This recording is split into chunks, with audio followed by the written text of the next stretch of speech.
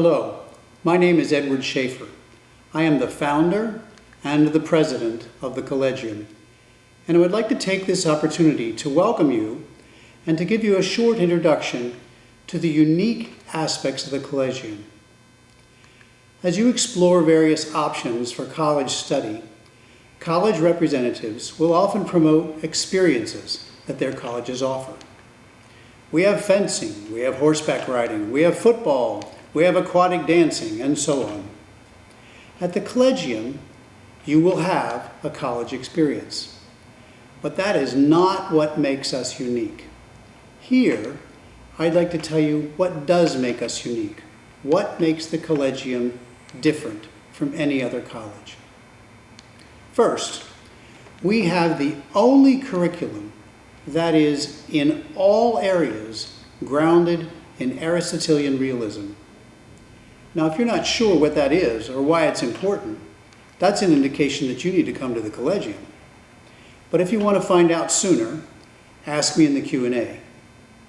Second, our curriculum is not just unique in its content, it also follows, as well as possible in the time constraints we have, a carefully considered process of learning. We begin with a deep dive into grammar, logic, and rhetoric, the trivium, the tools that will help us think critically, that will help us to learn how to learn. Then we apply these tools, these principles of learning, to subjects that we can see, feel, taste, and so on, subjects such as the physical and natural sciences.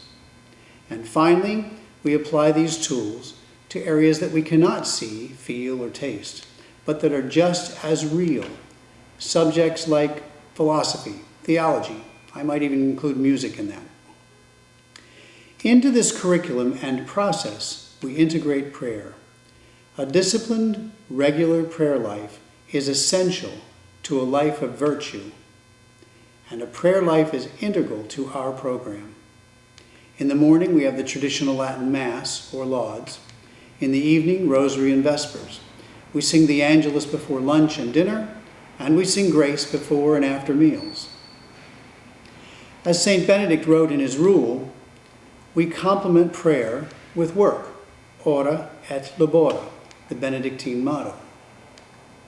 Our work program, in which every student participates, helps students apply the principles and skills learned in a liberal education to work experiences and to gain the spiritual benefits of simpler work.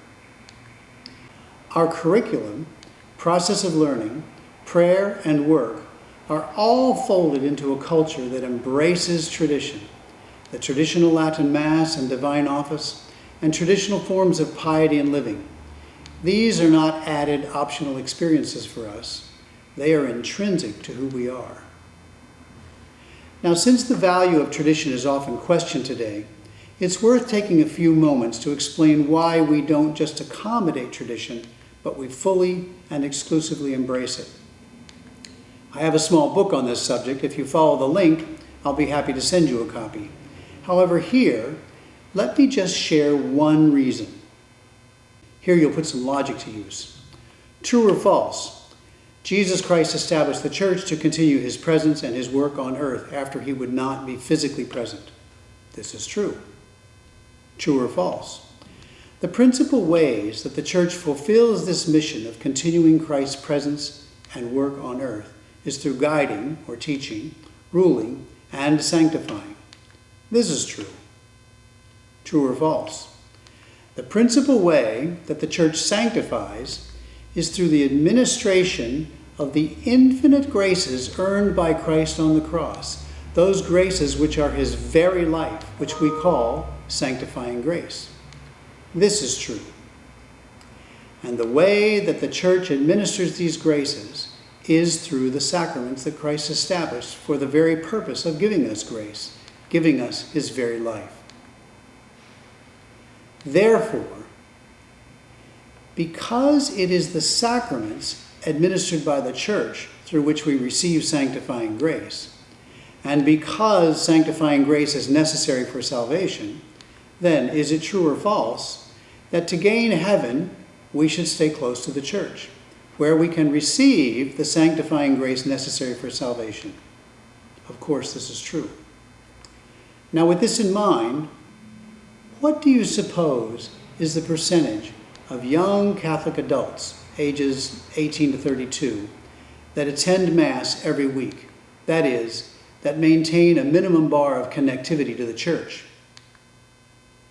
It's 17%. Actually, some studies put the number as low as 7%. However, this number is an aggregate. It includes liberal Catholics, conservative Catholics, traditional Catholics, and so on. If we filter this data and just focus on traditional Catholics, that is, young Catholic adults who attend the traditional Latin Mass and who connect to a traditional Catholic community, what do you suppose the percentage is of these young adults that attend Mass weekly? The percentage is 98%. That's right, 98%. So for just a moment, let's forget about the myth that traditionalists are all rigid and mean-spirited. Let's ignore the rad-trad YouTubers who make their living stirring things up. Let's just look at the data.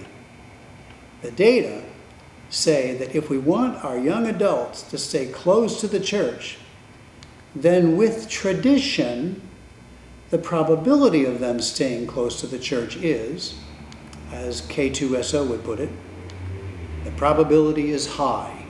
It's very high. Now, there are other reasons we embrace tradition.